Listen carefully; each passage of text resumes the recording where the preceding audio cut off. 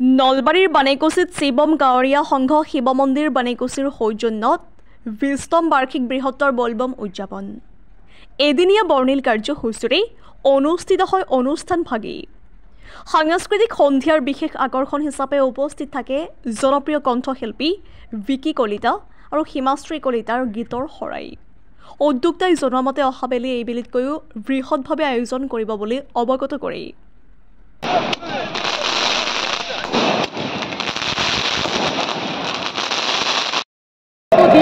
নিশ্চয় ভাল ভাল শিল্পী আছে, ভাল ভাল অনুষ্ঠান হ'ব, সকলোৱে উপভোগ কৰিবলৈ ইয়াত আমন্ত্ৰিত কৰিছে আৰু এই ইতিমধ্যে আজি শেষৰ দিনটোত আমি সকলোকে মই শুভেচ্ছা জ্ঞাপন কৰিছোঁ।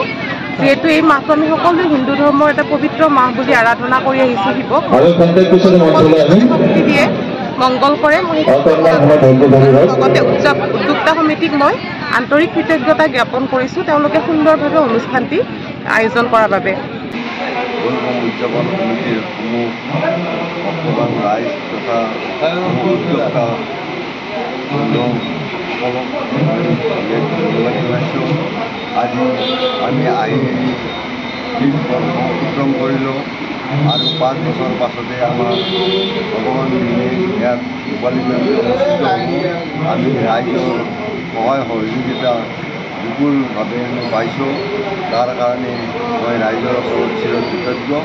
গতিকে এই অনুষ্ঠানটো ৰাইজৰ সহায় সহযোগিতাই যাতে চলি থাকে, তাৰ কাৰণে মহান গৌৰীবৰ ওচৰত প্ৰাৰ্থনা জনাইছোঁ। আপোনালোকৰ এই চেনেলৰ জৰিয়তে ধন্যবাদ জনাইছোঁ। আমাৰ শিৱম গাঁৱৰীয়া সংঘ আজিৰ পৰা 19 বছৰৰ আগতে ইয়াত স্থাপন হৈছে।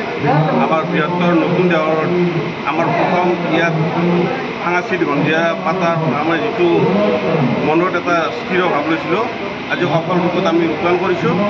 আমি খুবেই সুখী আৰু সমূহ ৰাইজৰ আমি আশীৰ্বাদ লগতে সহায় সহযোগিতা আমি কামনা কৰিছোঁ।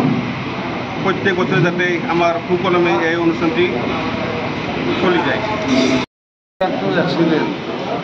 আমাৰ ইয়াত তোমাৰ আজি 20 বছৰ হ'ল নাই দেই। এই 20 বছৰে আমি এইটো কৰি আছোঁ। আমাৰ কামেও পৰা সভাপতি আৰু বাকীটো আমি সদস্যবিলাক আছে, এইবিলাক আছে। আমাৰ বঢ়িয়া, আমাৰ সংঘৰ আমাৰ বঢ়িয়া।